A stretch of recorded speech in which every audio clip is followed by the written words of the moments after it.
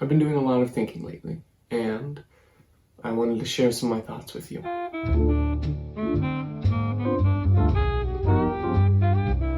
I think I felt stuck lately, like I'm in mud, or I'm in quicksand, and it's slowly swallowing me, and I'm just waiting for someone or something to hold out a branch and come save me. Maybe it's because of lockdown. Maybe it's because there's no more theater. Maybe it's because my plans of immigrating to Canada were denied by the Canadian government. Despite what I tell myself, truth is the only one getting in the way of my happiness is me. You know, inevitably there are things in life that we can't control for. Like, obviously I can't end the pandemic. I can't get my job back. And I can't move to a country that doesn't want me. But there's one very key thing in my life that I can control, and that is me. I should do that. There's a book I've been reading lately called Rebel Buddha, and it's by Joshen Punlap. And I highly recommend it if you're struggling with your mental health, or you like self-help, or you're a generally curious person. He talks about what it means to live a fulfilling life realistically in the world today. Not, it's through the lens of Buddhism, but it's not like in a monastery in Tibet. It's, for people like you and me who have bills to pay and careers to focus on and a lot of external distractions.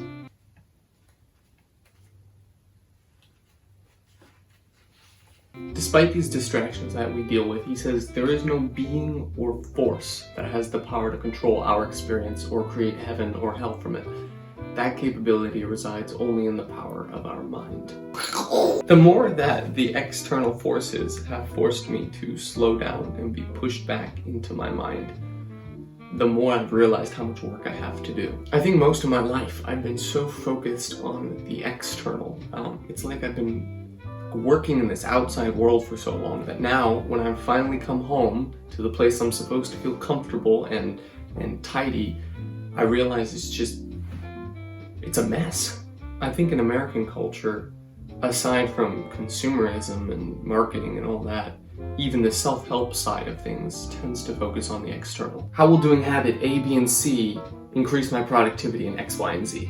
If I wake up at 4 a.m., I'll have 3 more hours to work, hooray! Or if I take cold showers, it will somehow allow me to conquer the outside world easier. As someone who's obsessed with the self-help side of YouTube, I would never not recommend that people do those things. You should absolutely try them. However, the other side of that is that for every bit of work that we do to improve our capabilities in the outside world, we also need to do that amount of work on the inside world. There's a saying that if you make friends with yourself, you will never be lonely.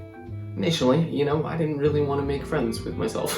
But over time, the more that I've been forced to deal with my friend, the better I feel. I've been going on walks and going on solo adventures, and then stretching in the morning after having a bagel and some tea.